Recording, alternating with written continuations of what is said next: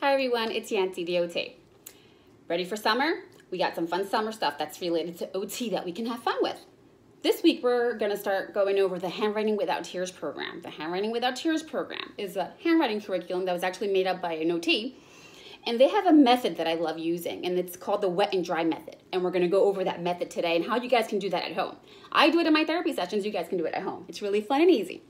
And it's a really fun do-it-yourself way of coming up with an activity. All you need is a sponge. Now this sponge is already cut. I cut a piece of it out, but usually you can get a set of 3 sponges at Dollar Tree. If your child is good at cutting, your child can do this. If not, mom or dad, you want to do this for them. Or you can start it for them because you're going to have them cut like strips of the sponge. Just like I'm cutting the strips of the sponge like this. And then they can continue. Give them hand-over-hand assistance so you can do it with them. Or you do it for them. It's all about their safety, remember that. So we're gonna cut a piece of strip off the sponge. And when you have that strip, if they're good at snipping and you wanna work on those finger muscles that is gonna really work on the fingers that are in charge of making this pair of scissors open and close, you can just have them snip the strip of sponge into cubes. And if they do that, you'll have a whole bunch of little cute sponges. Some are bigger and some are smaller. The smaller, it's actually better because we're really gonna work on this 3-finger grasp and strengthening it because they need that when they grasp a pencil or a crayon. All right, once you get your little cubes of sponges, you're gonna put them in a little bowl with water. Can you see this? They're gonna love this. It's fun water play. And at the same time, you're working on their fine motor strength and on their 3-finger grasp strength. Now to get our fingers muscles warmed up, you want to get an empty bowl and a bowl full, not full, halfway filled with water and the pieces of sponges. Now remember, you need 2, an empty one and one that's half filled up because we're going to work on warming up our finger muscles before we actually work on the letter, number, or shape formation, which is the pre-writing skills we're going to work on today. Now, if you want to make it fun or make it into a race, you want to get 2 pairs of bowls. Not too small, not too big. You want to make it medium size, almost like the ones I have right here. Because you can make it a race with a sibling or with yourself. I'm gonna move my camera so you guys can see. They're gonna take, and you wanna make sure the bowls are together because we wanna minimize the amount of spillage we're gonna get on our surface that we're working on. And if they make a mess, it's okay, it's water play. We can just wipe it off. You take the piece of sponge and they're gonna squeeze it in the empty bowl.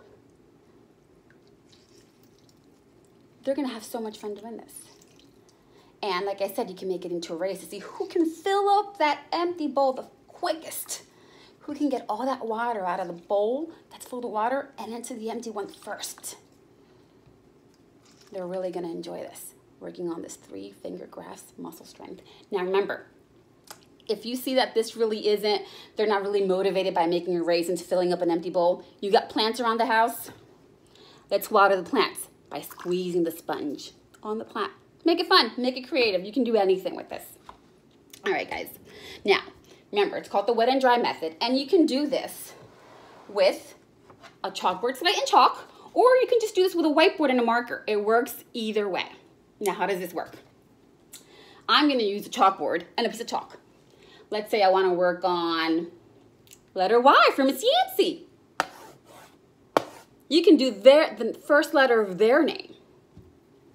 You take the piece of sponge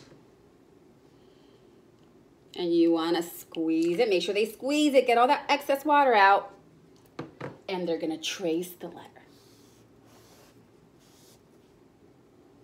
You can make it fun for them. They can use their finger or they can just dry it all out. Then let's try another letter. Let's try O-T. O. T. Take my sponge, I'm gonna squeeze it. I'm gonna trace my O, T. If they leave a little piece of chalk or marker, you're gonna see they're gonna go back and trace it. That's okay.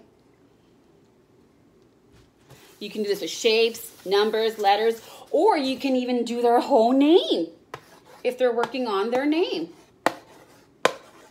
I'm gonna do Yancy for Miss Yancy. This time I'm going to take a smaller piece of sponge. Y-A-N-S-I. Miss Yancy. dry it. They're gonna enjoy the erasing part too. And drying part. And you wanna make sure you give them a happy face for good work. Squeeze that sponge and trace. This is a fun summer way because it involves water play to work on fine motor, finger strength, grasp, and on letter, shape, number, formation, pre-writing skills. Guys, have fun with this. Like I said, chalkboard with chalk or whiteboard with marker. Either way, you can use the sponges on them. Work on that finger strength and have fun with the water play, okay? Even if, let's say you don't have a chalkboard, Slayer, you don't have a whiteboard, but you do have chalk for sidewalk. Go outside on the sidewalk safely with your child and work on the shapes, drawings, numbers, letters. And instead of cutting the sponges into these little pieces, you can keep the sponge pretty big. Make sure you dip it in water, have them squeeze that excess water out, and they can trace it on the sidewalk. Same thing. If you don't have a chalkboard, slate, or a whiteboard, you can have fun outside, all right? Be careful with those sun rays though. Don't want no sunburn, okay?